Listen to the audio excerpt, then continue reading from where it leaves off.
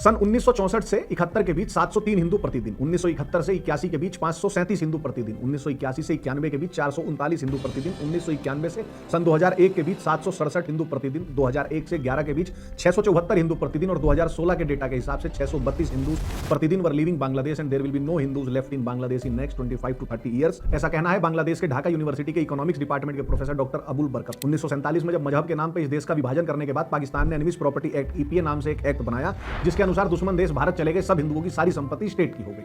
1971 में जब बांग्लादेश बना तो इस एक्ट का नाम बदल के उन्होंने वेस्टेड प्रॉपर्टीज एक्ट यानी वीपीए कर दिया, बदला केवल नाम ही था। प्रोफेसर अबुल बरकत की स्टडी की फाइंडिंग्स के अनुसार अब तक बांग्लादेश में हिंदुओं की कुल 26 लाख एकड़ आई रिपीट 26 लाख एकड़ of Hindu land in addition to homes, ponds and businesses was confiscated from Hindus by the state using this draconian VPA. Sanchi G Dastidar अपनी किताब एम्पायर्स लास्ट कैजुअलिटी में लिखती हैं कि 1947 से 2001 के बीच में बांग्लादेश में 49 मिलियन यानी लगभग 5 करोड़ हिंदू कम हो गए। जी, ये 49 मिलियन की आबादी कितनी बड़ी आबादी होती है कि अंदाजा आप इस बात से लगा सकते हैं कि दुनिया के जो टोटल 193 देश हैं उनमें से 160 देशों की कुल जनसंख्या 5 करोड़ से कम है। और इसी दौरान during this period the number of Hindus killed is between 1.4 million and 3.1 million which is larger than the population of 75 countries. यानी इस दौरान मारे गए हिंदुओं की जो संख्या है वो दुनिया के 75 देशों की कुल जनसंख्या से भी अधिक है। अभी इसी महीने में पिछले 20 दिनों में 11 हिंदू दिलीप बर्मन, प्रंतोष कोर्मकार, उत्पोल सरकार, जोगेश चंद्र रॉय, सुवर्णा रॉय, शांतो दास, रिपोन कुमार सरकार, प्रताप स्वाधीन, पोलास चंद्र और दीपू दास लीजन के बुरके में घूम रहे माफिया गैंग द्वारा पिछले 1200 सालों में मारे गए 9 करोड़ हिंदुओं की सूची में और जुड़ चुके हैं। Are you guys even able to comprehend what I'm trying to say?